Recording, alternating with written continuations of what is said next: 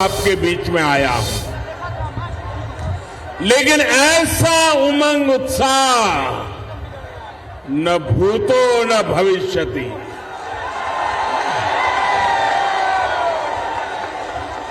मैंने ऐसा उत्साह, ऐसी एनर्जी और पूरी तरह युवा शक्ति और मातृशक्ति कल्पना बाहर का दृश्य है।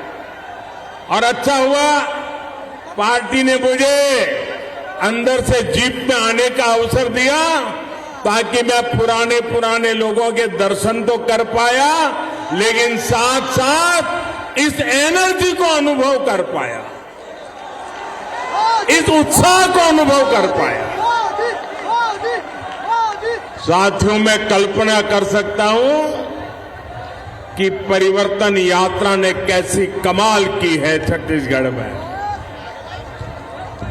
आज छत्तीसगढ़ आतंक, भ्रष्टाचार और कुशासन से त्रस्त है।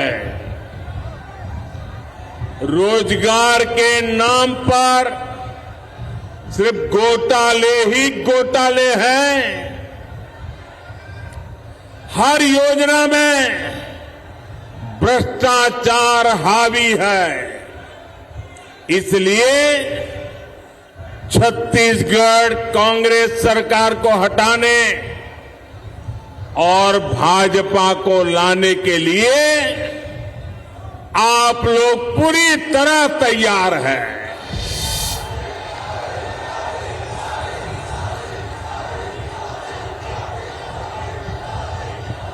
मेरे परिवारजनों, अटल जी ने छत्तीसगढ़ की आकांक्षाओं को समझते हुए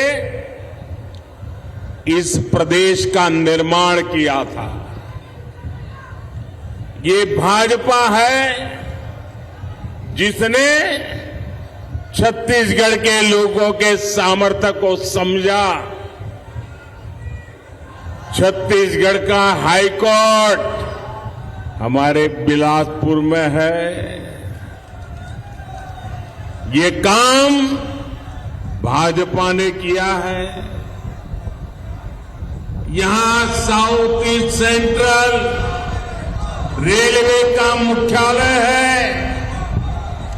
ये राजस्व की दृष्टि से भारत के सबसे बड़े रेलवे जोन में से एक है।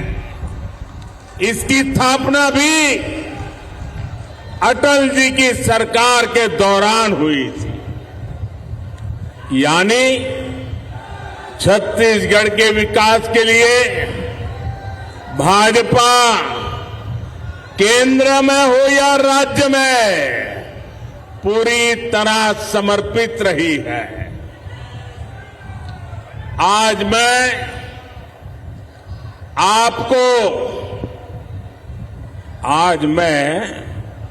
आपको एक गारंटी देने के लिए आया हूं कि आपके हर सपने को साकार करने के लिए मोदी कोई कसर बाकी नहीं छोड़ेगा।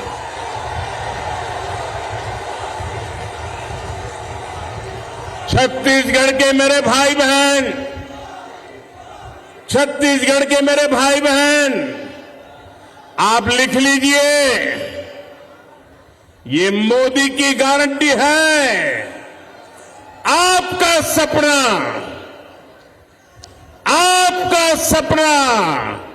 अब मोदी का संकल्प है।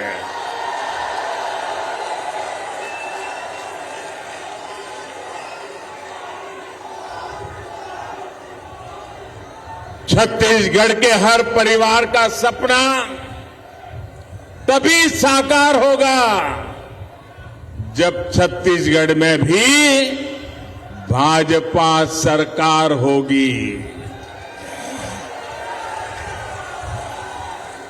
दिल्ली से मैं जितनी कोशिश करूं, यहां की कांग्रेस सरकार उसको फेल करने में जुटी रहती है। पिछले 5 वर्षों में छत्तीसगढ़ को केंद्र सरकार से हजारों करोड़ रुपया मिला है। यहां सड़क हो, रेल हो, बिजली हो, दूसरे ऐसे अनेक विकास के काम हो, हमने छत्तीसगढ़ के लिए, आपके लिए पैसे की कोई कमी नहीं रखी। और ये बात मैं कर रहा हूं ऐसा नहीं, यहां के उप मुख्यमंत्री जी ने सार्वजनिक सभा में कही थी। और उप मुख्यमंत्री जी ने सच बोला तो ये पार्टी के नीचे से ऊपर तूफान खड़ा हो गया। उनको फांसी पर लटकाने के खेल खेलने लग गए। सार्वजनिक जीवन में हकीकतों को छिपाया नहीं जा सकता। अगर कांग्रेस के ही नेता, कांग्रेस सरकार के उप मुख्यमंत्री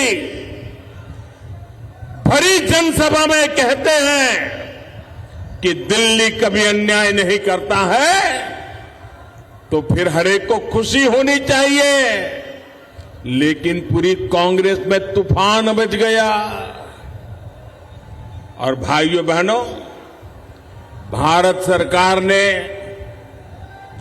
अपनी जिम्मेदारी निभाते हुए, हम कभी ये नहीं कहते हम उपकार करते हैं, छत्तीसगढ़ में हजारों करोड़ रुपए के इंफ्रास्ट्रक्चर प्रोजेक्ट हमने मंजूर किए, पैसे भेजे।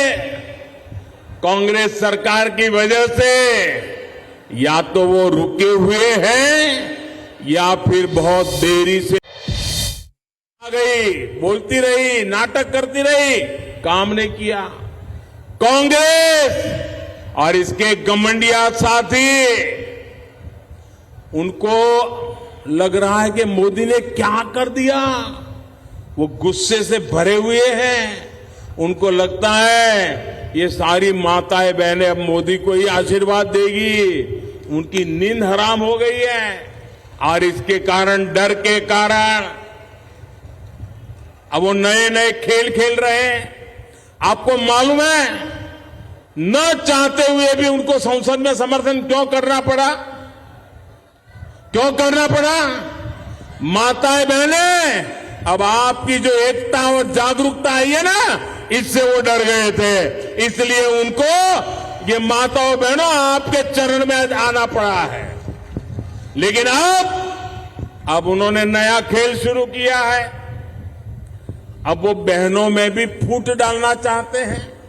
उनको लगता है बहनें संगठित हो गई तो इनका तो खेल पूरा। इसलिए ये माताएं बहनें संगठित ना हो, जातिवाद में उनको तोड़ा जाए, भांति भांति के तर्क दर करके उसमें विभाजन कर दिया जाए, भांति भांति के झूठ फैला दिए जाए।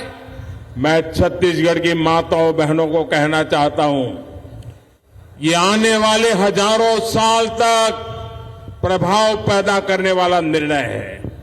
ये हर परिवार में माताओं बहनों को नई शक्ति देने वाला काम हुआ है। आपकी बेटी का भविष्य उज्जवल बनाने का काम हुआ है। कृपा करें मेरी माताएं बहनें, ये झूठ बोलने वालों के झूठ में न फंस जाएं। ये आपको तोड़ने की कोशिश करें, मत करना।